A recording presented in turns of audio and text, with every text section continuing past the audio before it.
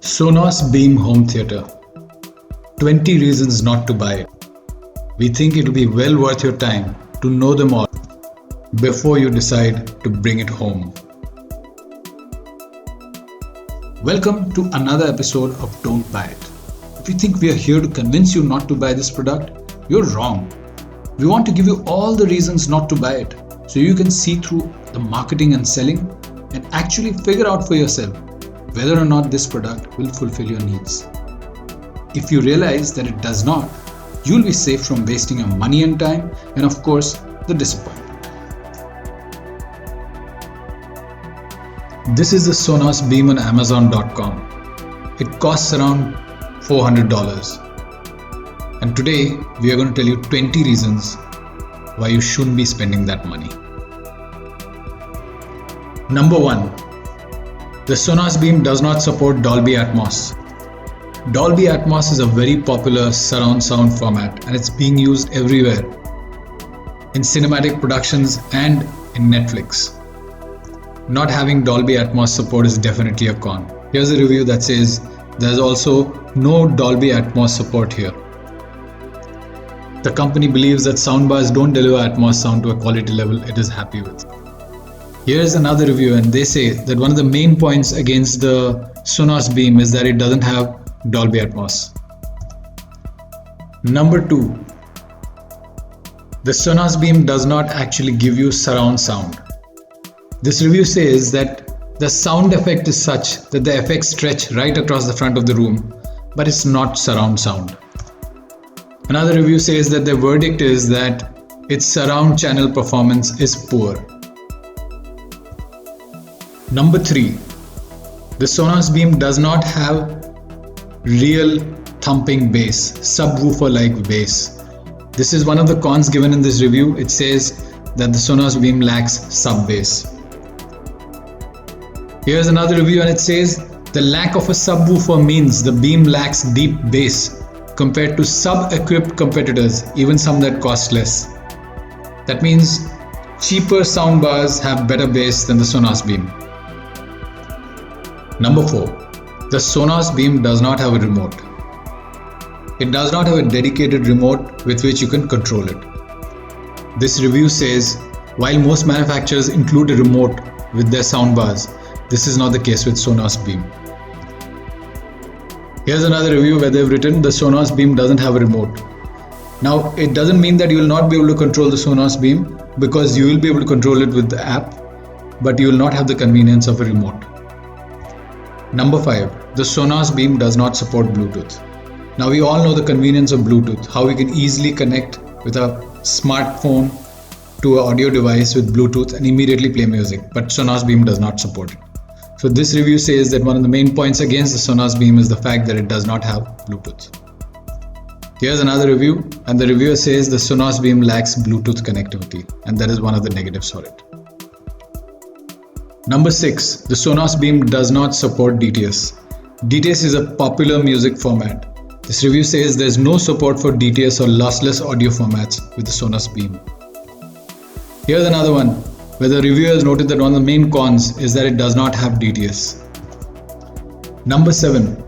If your television does not have a HDMI ARC port, then setup is tricky and connectivity gets limited.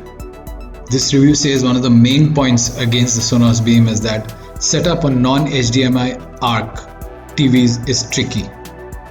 Here's another review that says you lose connectivity options on TVs that lack ARC. This reviewer gives a little bit more details. What if your TV doesn't support HDMI ARC? There's only one audio port on the Beam and it's HDMI, no optical or 3.5mm input. However, the Sonos bundles an HDMI to optical cable adapter in the box. This reviewer says setting up volume by connecting your HDMI to optical adapter is a little convoluted. You'll have to manually disable your TV speakers and then use the Sonos app to program the Beam to recognize your TV remote's IR commands.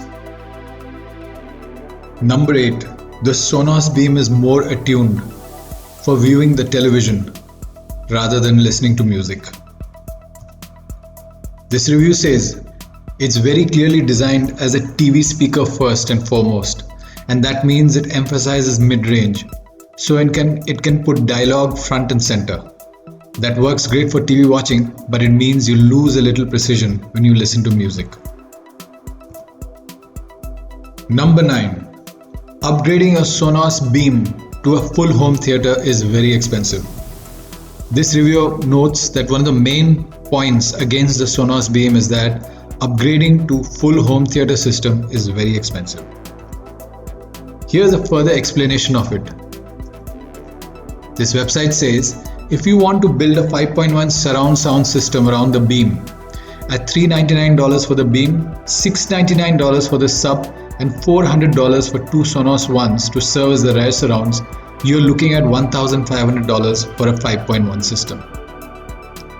He further goes on to say, for that money you have an almost limitless set of options, including any number of high-end Atmos soundbars.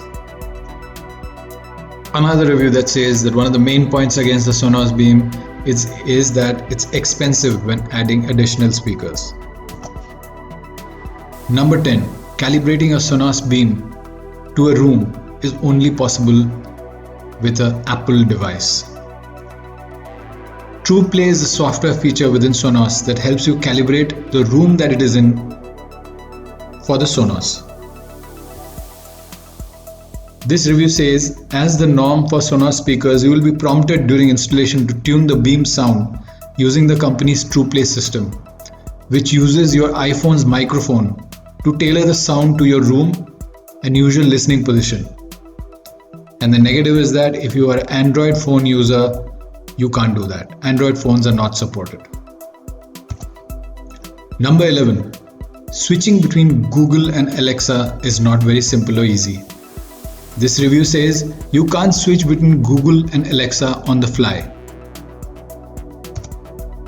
Here's another review that says the Beam now comes with a choice of either Amazon's Alexa Assistant or the Google Assistant. Sadly, you can't choose between them on the fly. In fact, to change between these two assistants, you will need to run setup again. It's not an elegant Amazon Google toggle switch. Number 12. The Sonos Beam wall mount bracket is not included in the package. You have to buy it separately. You can mount the Sonos Beam on a wall, but you need the Sonos Beam wall mount bracket. And this review says you can wall mount the Sonos Beam, but the official bracket costs a fairly steep $59. Number 13. The fabric that covers the Sonos Beam rips and also gets dirty. And this review says that one of the negatives is that its fabric covering is prone to rips or getting dirty. Number 14. The Google Assistant support is actually limited. You don't get everything. So this review says that one of the main negatives of the Sonos Beam is the Google Assistant support is turning into a shadowy promise. Here's another review, and here the reviewer says Google Assistant. It won't do the following yet: calling, voice match, purchases, interpreter mode, and setting routines in the Google Home app. Number 15. There is a lag after you give a Google Assistant voice command. This review says there's some lag with Google Assistant voice commands. Here's another one which says, once set up, I found that Google Assistant doesn't work quite as well as Amazon Alexa in general.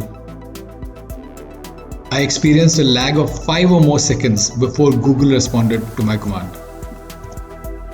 Number 16. Lag in audio when playing Dolby Digital content.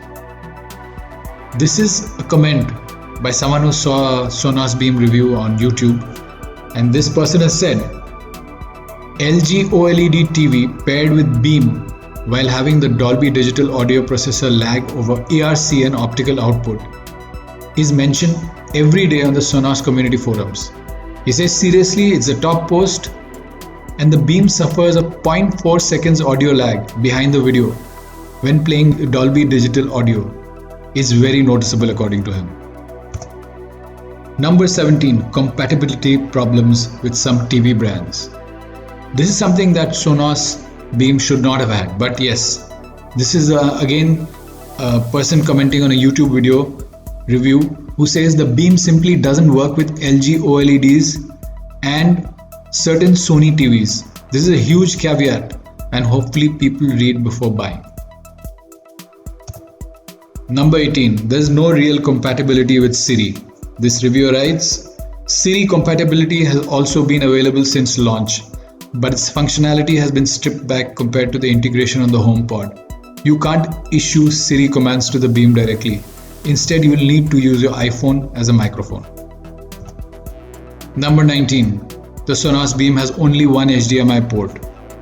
And in this review, one of the two main points that the reviewers noted against the Sonos Beam is more HDMI inputs would have been nice. Number 20. The Sonos Beam is suited only for small or medium-sized rooms. This reviewer says Sonos doesn't claim the Beam is designed for anything larger than a medium-sized room. Here's another review, and the reviewer notes that the Sonos Beam is only loud enough to fill a medium-sized room. We have just given you 20 reasons not to buy the Sonos Beam. Now that you know all of them, if you feel that you're still convinced that the Sonos Beam is the right product for you, then it is. Go ahead and buy it. And in fact, we have placed a link in the description. You click it and it will take you straight to the Amazon page of Sonos Beam. So I'm signing off for this episode of Don't Buy It. And until next time, buy. Rather, don't buy.